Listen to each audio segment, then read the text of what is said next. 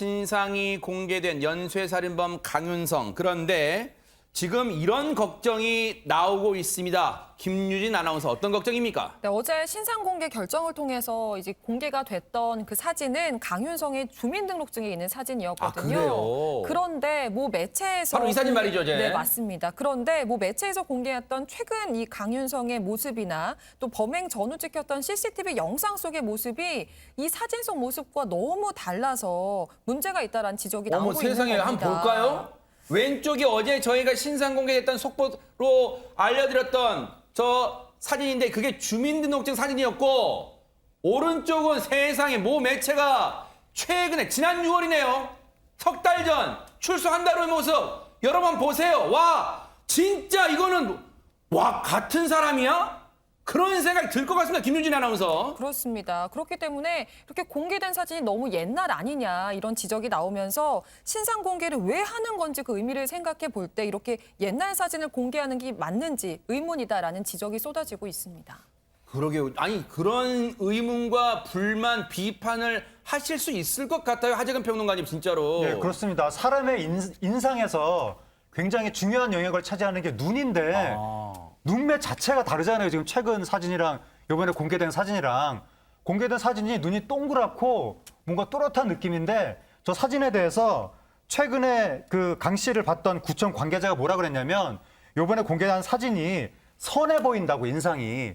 그런데 자기가 본 강 씨는 그런 선한 인상이 아니었고, 이번에 경찰이 공개한 사진으로 과연 강 씨를 알아볼 수 있을지 의심이 된다. 그렇게 얘기를 했는데 네. 한마디로 못 알아보겠다라는 얘기인데, 네. 지금 이러한 사진을 공개하는 의미가 네. 범죄 예방 효과, 공공의 이익을 고려한다라는 것인데, 누군지 몰라보겠는 사진을 공개해서 무슨 예방 효과가 있겠는가. 네. 그리고 사람들이 바로 알아봐야 저 사진을 보고 또 다른 제보가 들어올 수도 있는 건데 네. 뭔가 무의미한 공개가 아닌가. 미국 같은 경우에는 그 현재 사진을 찍어서 공개하잖아요. 머그샷이라고 해서.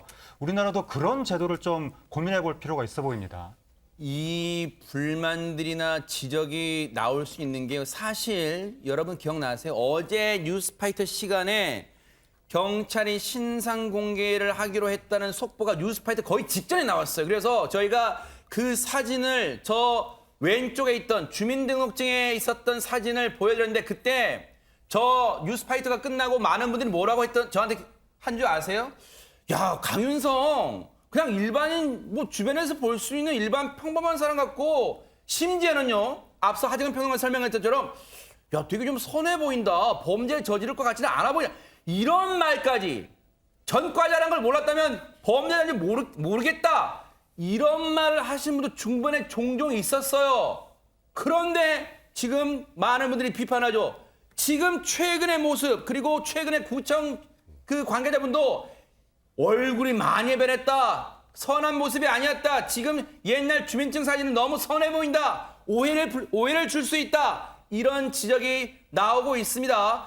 경찰은 보강 조사를 통해서 다음 주쯤 검찰에 송치할 예정인데, 만약 이때 지금 신상 공개된 강윤성이 혹시 마스크를 벗어달라는 취재진의 요구에 응할지도 관심인데, 지난달 31일 영장 심사 때 모습 보시고 이어가 보도록 하겠습니다.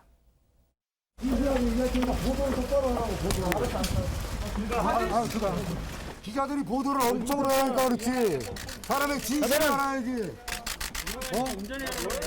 기자들 당신이 진실을 모르니까 그러는 거 아니야. 다른 사람한테 듣고. 피해 여성 왜 살해하셨어요?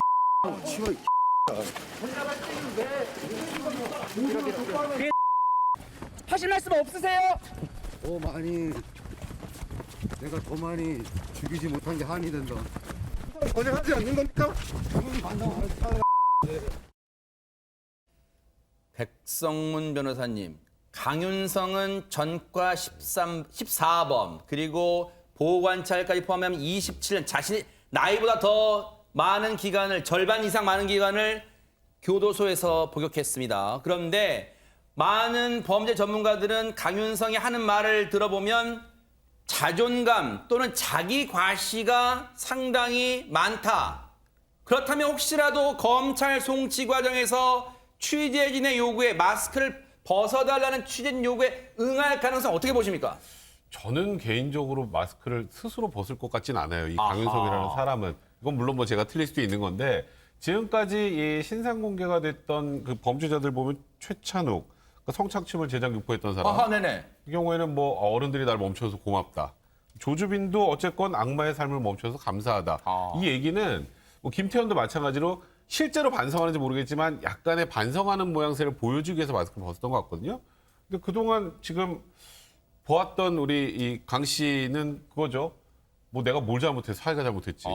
사람 더 죽이자는 게 뭐 그게 오히려 더 한이 된다. 네. 기자가 얘기하면 보도 똑바로 이런 얘기하는데 기자가 요청을 해서 마스크 좀 벗어주시겠어요?라고 할 때 네 하고 벗을 것 같지가 않아요. 전 개인적으로. 그런 의미로 그러니까 지금까지 나왔던 신상 공개된 사람과 다르게 마스크를 스스로 벗지는 않을 것 같다는 생각이 저는 개인적으로 좀 듭니다. 아니 그렇다면요. 물론 지금 뭐 단정할 수는 없습니다만 지금 백성문 변호사님의 가정처럼 허주연 변호사님 만약에 강윤성이 마스크를 벗지 않고 완강히 버틴다. 그런데 지금 경찰은 신상공개 심의위원회를 통해서 신상공개를 결정을 했어요.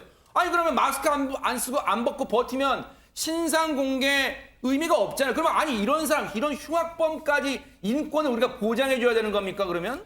그렇죠. 이게 범죄자라고 하더라도 물론 기본적인 인권이 지켜져야 될 부분이 있겠지만 근데 피해자의 어떤 고통, 짓밟힌 인권 이런 걸 생각하면 특히 이렇게 반성하지 않는 모습을 보이는 흉악범의 경우에는 과연 진짜 이 사람 인권 지켜줘야 되나 이런 목소리가 나오는 것도 이해는 갑니다. 근데 또 이제 신상 공개를 하는 어떤 목적에 보면은 이제 범죄를 예방하기 위한 목적이라든가 여죄를 캐기 위한 이걸 보고 피해를 당했던 피해자가 또 있을 수도 있잖아요. 그래서 이런 여러 가지 목적이 있는데 그렇다고 하더라도 이제 현재 모습을 공개할 어떤 필요성은 좀 인정이 되는 부분이 있을 것 같지만 억지로 마스크를 벗길 수는 사실은 없는 거죠. 이게 이제 이 세무녀를 살해했던 어떤 김태형 같은 경우에도 스스로 마스크를 벗었기 때문에 우리가 현재 얼굴을 볼 수 있었던 거거든요. 근데 어떤 신상이 이미 공개됐다고 하더라도 포토라인에 섰을 때 강제로 마스크를 벗겨서 얼굴을 공개할 어떤 법적인 근거가 사실은 지금은 없는 상황입니다. 허허.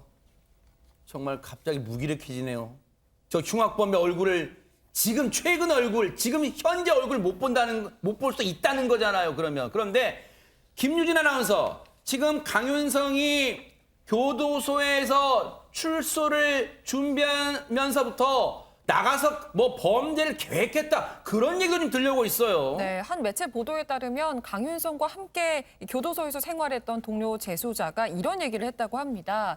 교도소 안에 있을 때부터 범행을 마음먹고 있었던 것 같다. 뭐 범행을 저지를 이유까지는 얘기하지 않았지만 나가자마자 사고 친다 이런 얘기는 했었다라고 주장을 하고 있는데요. 만약에 이 내용이 사실이라고 한다면 범죄인 교화라는 수감 목적이 제대로 달성이 되지 않은 것으로 보입니다.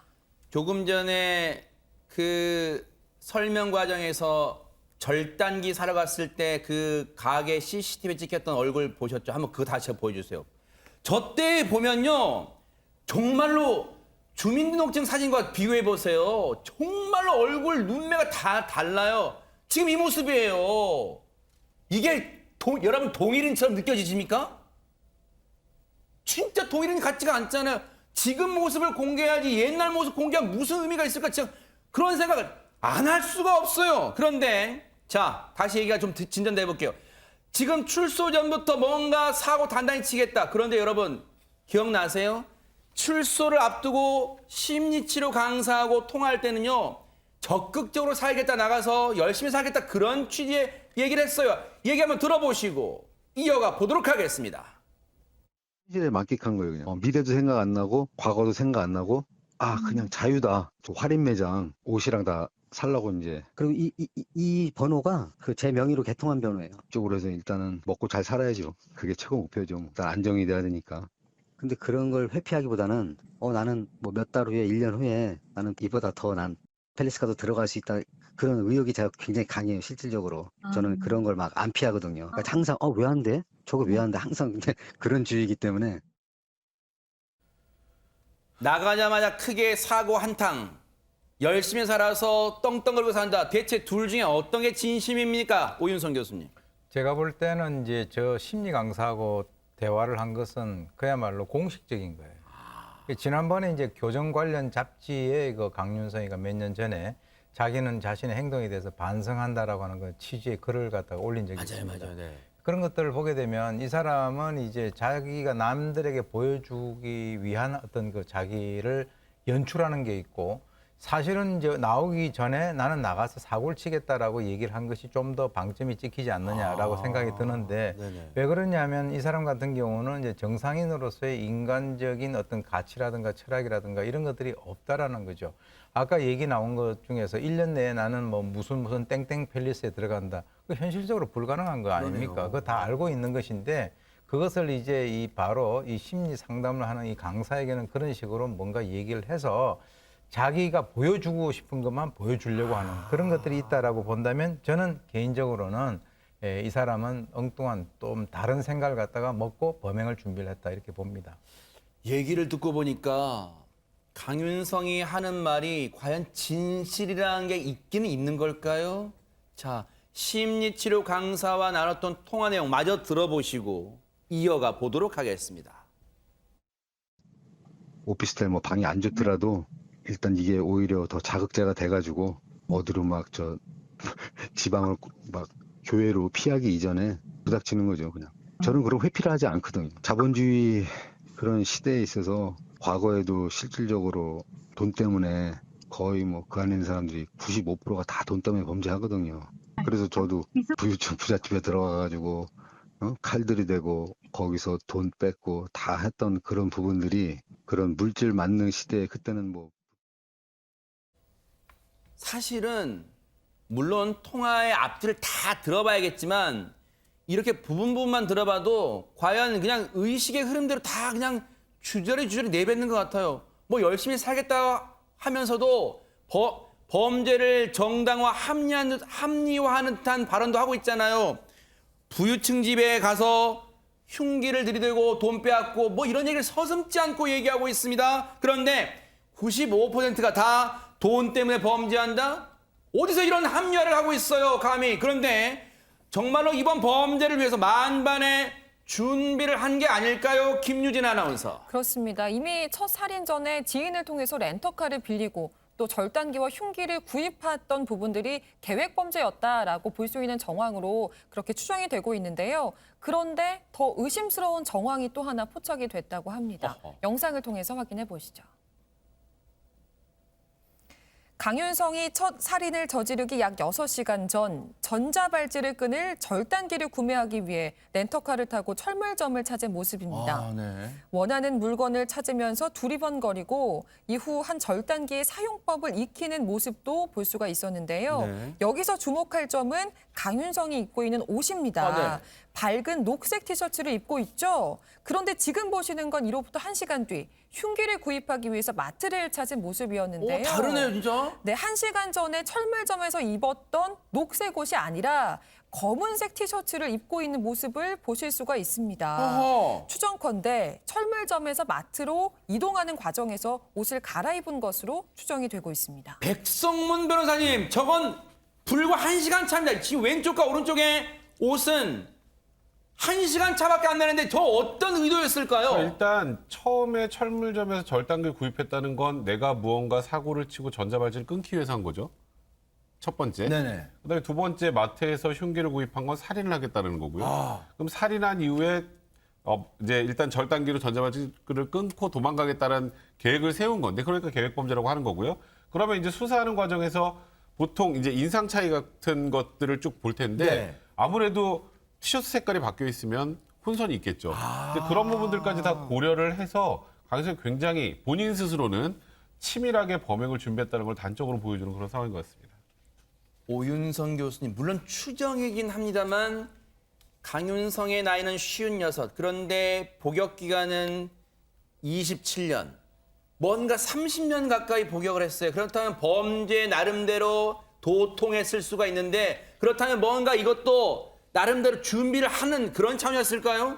일단 이제 그 계획 범죄냐 아니냐라고 하는 그런 측면에서 봤을 때 사실 이 강윤성이 같은 경우는 17살 때부터 범행을 해왔습니다. 세상에. 그래서 전과 14범으로 지금까지 교도소 안에 있는 그 수용 생활만 27년을 했다라고 세상에. 이제 보게 된다면 그야말로 뭐 이제 그 뼛속까지 이 범죄와 연관돼 있다 이렇게 볼 수가 있는데 실제로 이제 이 강 씨가 도주 차량에서 그 버린 그 안에 그 렌트카를 보니까 여러 가지 옷가지가 나왔단 말이죠. 어허. 셔츠, 바지, 남방 티셔츠. 그래서 아까 전에도 옷을 갖다 갈아입지 않았습니까? 그러면은 예, 이것이 과연 그 경찰 추적을 어렵게 만들려고 하는 그런 의도가 있지 않았는가라고 우리가 볼 수도 있고요.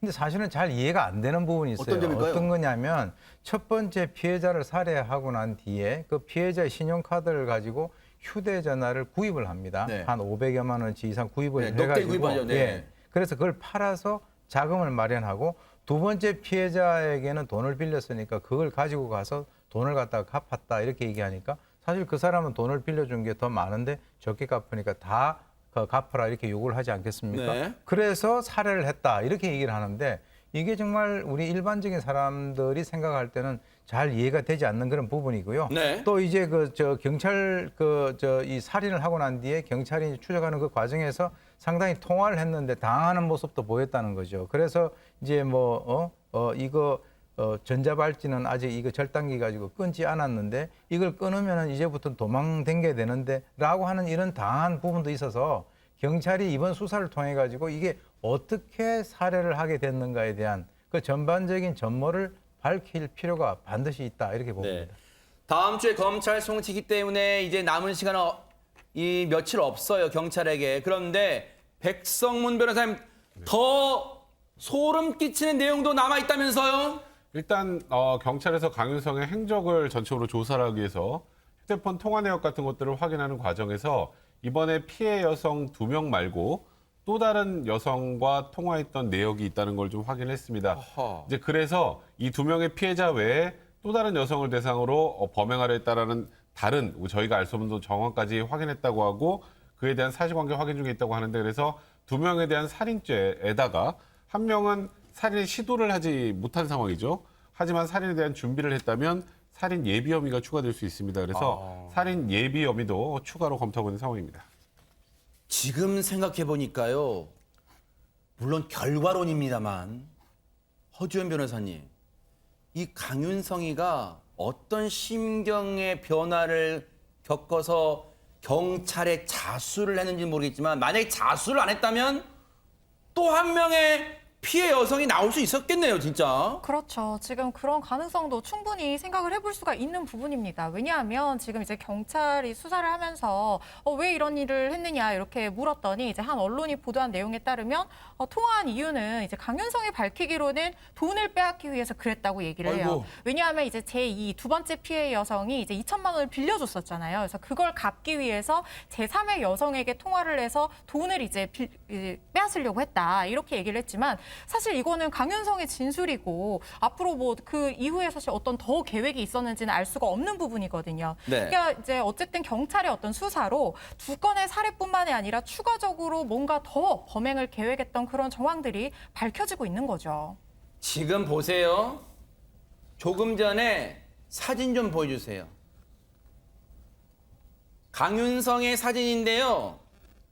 앞서 경찰이 신상 공개하면서 했던 주민증 사진이 아닌 건 여러분 딱 한눈에 봐도 아시겠죠? 이게 자신의 SNS에 올라와 있는 그러니까 출소에 지금 찍은 사진이라는 걸 여실히 알 수 있습니다. 왜냐하면 얼굴 생김새가 철물점에 들었던 모습과 딱 똑같죠? 그런데 보세요. 여기서도 그냥 물론 제가 범죄 심리 전문가는 아니지만 많은 전문가들이 했던 얘기처럼 저 허세, 저 앉아있는 폼, 선글라스, 자기 과시 이런 게 한눈에 느껴집니다. 그런데 그렇다면 그 제3의 여성과 하재근 평론가님, 이 강윤성은 통화는 했다는 건 지금 나와요.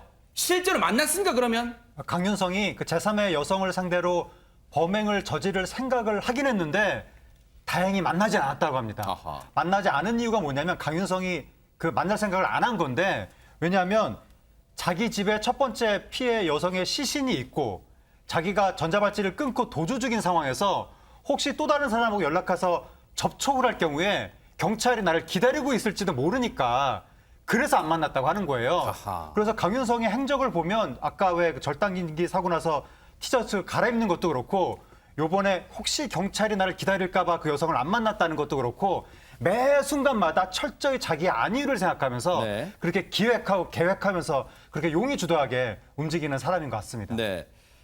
사실 강윤성이 전자발찌를 훼손하고 지금 이렇게 막 이곳저곳을 다니고 있을 상황에 경찰은 강윤성 자택에 들어가 보지도 못했어요. 문 앞에까지만 갔고. 그런데 지금 살인이 일어난 곳조차도 몰랐어요. 그 상황에 경찰은. 그런데 김유진 아나운서, 보호관찰소 측에서 대리 신고를 했다는 얘기인데 이건 자세히 좀 설명해. 이게 대체 무슨 얘기입니까? 대리 신고가. 네, 경찰이 강윤성의 휴대전화 위치 추적을 할 수 있게 된 시점은 전자발찌를 끊고 나서 약 2시간 40분이 지났을 때였습니다. 아, 그래요? 근데 이게 가능했던 것은 강윤성에게 화장품 방문 판매 일자리를 소개해줬던 한 목사가 경찰에 강 씨가 극단적인 선택을 하고 싶다라는 말을 했다라고 신고를 했기 때문인데요. 그런데 이 신고를 했던 목사의 주장에 따르면 그 당시에 강 씨를 담당했던 보호관찰소 관계자로부터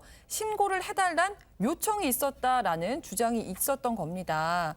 이때 어떤 일이 있었느냐? 이 관계자가 전자발찌를 끊었단 말은 하지 않고 강 씨가 우울증이 있어서 극단적인 선택을 할 우려가 있으니 찾아야 되지 않겠느냐? 그런데 신고를 해줘야지만 위치 추적을 할 수 있다라고 얘기를 해서 이제 결국은 대리 신고를 하게끔 만든 것이 아니냐라는 그런 주장입니다.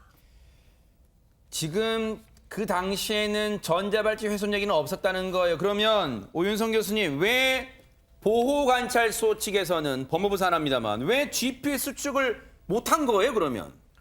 참 이거 내막을 알고 보면 이게 참 정말 코미디 같은 왜요? 얘기인데요.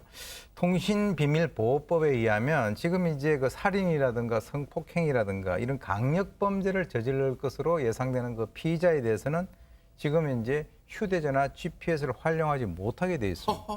그래서 기지국 정보만 확인하게 돼 있는데 사실 기지국 정보라고 하는 것은 반경 300에서 500m면 아니 서울 시내에서 300, 500m면 그거 어떻게 만날 수 있겠어요? 서울에서 김서방 찾기예요. 그렇습니다. 진짜. 그런데 지금 보호관찰소에서 바로 이제 그 관계자가 이 A 목사 그분에게 강윤성의 위치를 갖다가 추적을 하는 것을 경찰에 신고해달라 뭐 이렇게 얘기한 것은 뭐냐면 자살 의심되는 사람들에 대해서 긴급 구조 대상자들에게는 휴대전화 GPS를 활용할 수 있게 돼 있는데 그렇게 되면은 오차 범위가 300에서 500m에서 10에서 20m로 줄어드니까 네. 사실 이런 상황이 되는데도 이거 그동안에 어떤 조치가 없었다라고 하는 것은 네. 이해할 수가 없습니다. 자, 이런 가운데 전자발찌 뭔가 대책을 좀 강화해야 되는 거 아니냐 이런 얘기 나오다 보니까 오늘 법무부가요.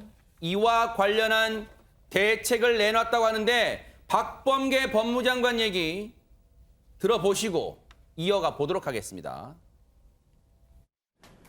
저는 어제 해당 보호관찰소를 직접 방문해서 대상자의 고위험 정보에 대한 교도소와 보호관찰소 간 정보 공유의 부족, 보호관찰 위반 내용과 관련한 보호관찰소 내 직원 간의 소통 부족 등 고위험 대상자 관리 시스템의 미비점을 확인하였습니다. 1명 내지 2명 수준인 고위험 대상자에 대한 선택과 집중에 따른 관리 시스템이 당장 시행될 필요도 있음을 느꼈습니다.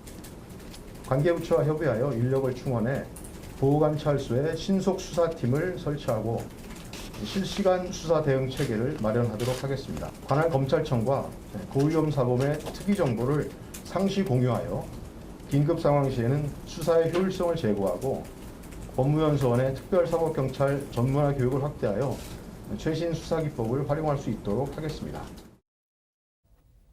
네, 대책은 내놨는데요. 걱정되는 건 저 말이 나중에 날짜만 바뀌어서 내용은 똑같은 그런 판박이 되지 않도록 실효성 있는 대책 되길 기대해 보도록 하겠습니다.